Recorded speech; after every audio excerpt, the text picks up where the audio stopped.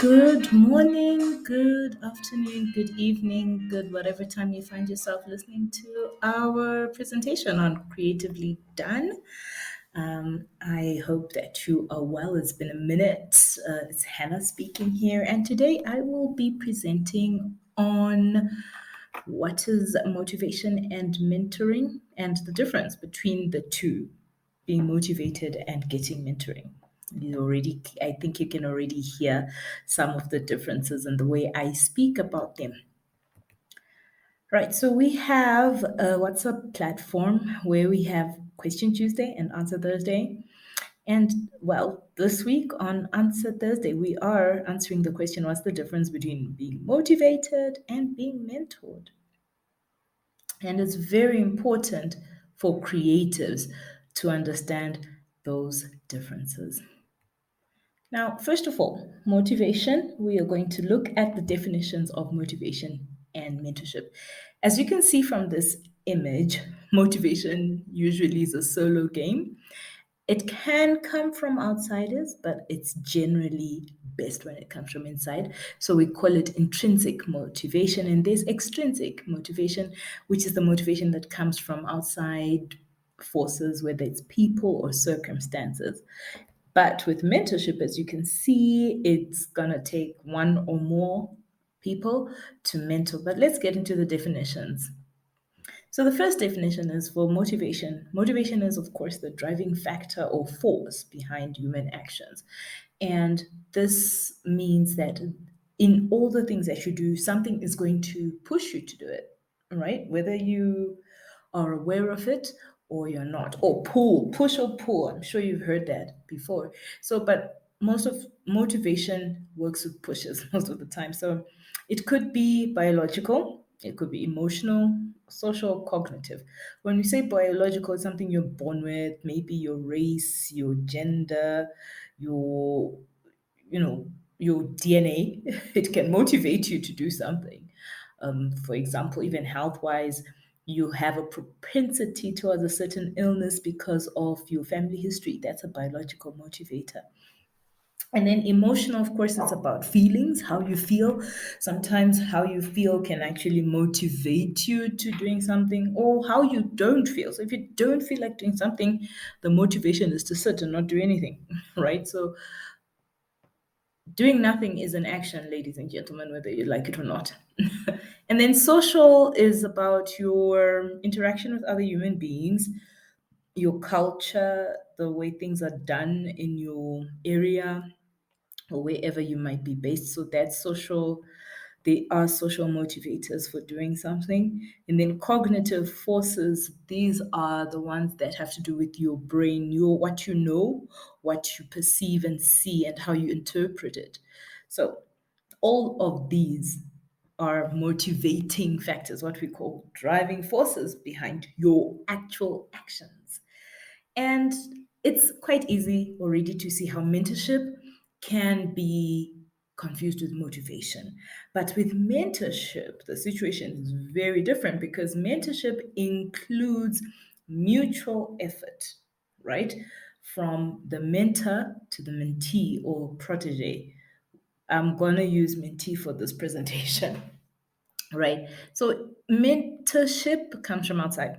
You cannot mentor yourself because most of the time a mentor is someone who has gone through the experiences that you would like to go through. It's someone you admire for a reason, or someone who, yes, who has proven themselves in a certain area of life. And in this case, we're talking about contributing to a person's development. So when we talk of personal development, we're not talking only about your emotional state or your mental state. We're also talking whether it's your material state, financial development. You can get a financial mentor, career development, spiritual mentorship. So all those things, we're talking now external factor that comes in and tries to show you the ropes or to encourage you into doing what you may think you want to do. You might have a mentor and end up realizing that that was not your road. It's happened to me before where I've tried to mentor people in business and then they realized that they were trying to do things that they had no idea they couldn't handle. Or yes, or writing for creatives. Of course, most creatives, I know for a fact, many creatives in the 21st century have mentors. But in the past, I always wonder about the people in the past. Did they have people? They had people they admired, but were they mentored? And that's what we're going to talk about as we go along in this presentation. Back to motivation, I want to speak about the three major components of motivation. So we've spoken about the driving forces, right? But when we talk about the major components of motivation, we are talking about how it occurs. So it happens in three ways: there's activation, there's persistence, and there's intensity. Activation is that button that, okay, wake up. We wake up and we hardly know how, but, or, well, some of us need an alarm clock. You can either switch it off and put it on snooze, or you can actually listen to the buzz and wake up. That's the activation, right? What is that thing that gets you going in the first instance, the first step? And then persistence is the reoccurrence of an event that it has to happen. So, for example, hunger happens all the time, so you must get food. Whatever action you're going to take, whether it's cooking, whether it's buying, or whether it's waiting for someone to cook for you, your motivation, right, for food is your stomach. So it persistently, it happens all the time. Then intensity is like the level of it, um, the intensity of motivation. So sometimes you're so hungry you cannot wait for a chef to do it. So you go into the kitchen and you look at the ingredients and you make something for yourself, right? Because the hunger is that badly. But if it's that bad, but if it's not too bad, you can maybe make a call and wait for it delivered. You get it? Got it? Good. So yes, those are the three components of motivation. Then looking at mentorship, it was important that I speak because this platform is for creatives. And I know for creatives, sometimes our the way we do things, or conscious creatives, most of the time you'll think, hey, because creativity is about coming in from within me, I don't need a mentor because a mentor will tell me what to do, when to do it, how to do it. But that's not the role of a mentor. And it's important to understand that when you start a relationship of mentorship, there are boundaries that are laid down. You have to set limitations and let the person know how far they can go, and they should also let you know how far you can go in terms of getting help from them. So for example, is it a friendly, do you get to eat meals, for example? Do you get do walks? What time are you able to call this person? Can you call them in the middle of the night? So for example, if you've got a mental health mentor, maybe your psychiatrist can be some sort of mentor. I don't think so. No. A psychiatrist is a helper, but they don't mentor you because sometimes they might not have experienced what you're going through. So people like coaches and teachers, they can have a technical know-how in terms of an activity, but they have not done it themselves. So I can be a rugby coach, but that does not mean I'm a rugby mentor. I can't be a rugby mentor, but within the rugby team, there might be seniors who you then can exercise with, practice with, and they actually know the moves and not so much just the technical aspects. I hope this really gets in. And with that, you need to understand what sort of, like, what's required of your mentor. Number one, are they active listeners? So, of course, you're going to want somebody who can hear you out even when they don't understand. And for creatives, that happens quite a lot. Sometimes you've got an idea in your head and you don't know if it makes sense. It doesn't make sense even to you, but you need to share it with somebody. You need someone who's an active listener, not someone who's regularly checking their phones or who looks like, yeah, please hurry it up. Uh, a mentor gives simulation. So this means that you can actually watch them in the field that they're at, because they know what they're doing. So if, for example, in fashion, the way they dress and design, you just look at them and you're like, wow, okay, so that's an example. So simulation and examples have something to do with that. Role playing, sometimes your mentor will be like a teacher, or they will give you examples and give you anecdotes, yes, anecdotes to follow, and put you in positions whereby you actually practice your craft or your creativity. And a very, very important part about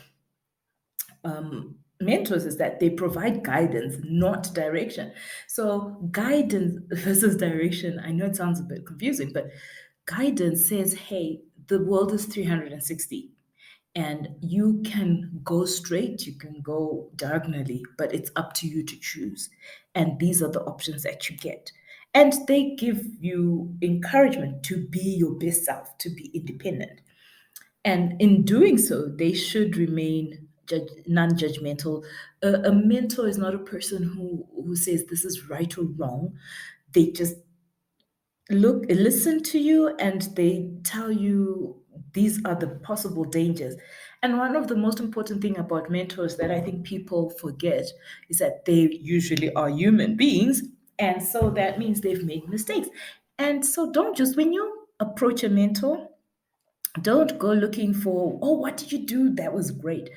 An important question to ask also is, what did you do wrongly?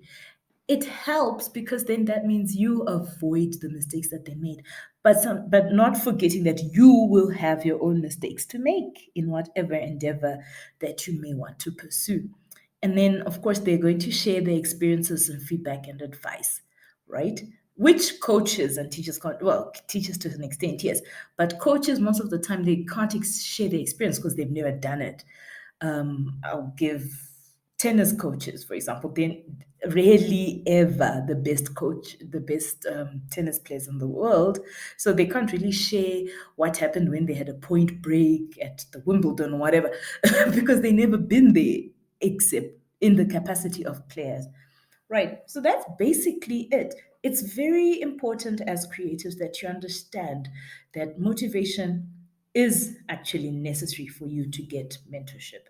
Because if you are not motivated, if that button is not being pressed, the button that says wake up, let's go, if you are not activated, you will find it very difficult to even look for that mentor to who's going to give you direction. Oh wow, they're not going to give you direction. They're going to give you a compass instead and say, "Hey, find your way." But this is how my way was like. So, I hope that this presentation has been enlightening for you. If you've got more questions, do not hesitate to get in touch with me. Here are my details. And we have just launched on the website a new page called Friends of Open Creativity. You're invited to come and create your creative life with us, specifically me, Hannah. And if you want to join our WhatsApp group, there is our number 25478413888. Just send me a message and tell me, hey, I want to be part of Friends of Open Creativity. Recommend to your friends, and please no spam. If you're going to come to our group to advertise and just throw a lot of nonsense, we are going to check you out. I'm not afraid and ashamed of doing that. But anyway, that is the presentation from me today, from my heart to yours. I hope you have a great one.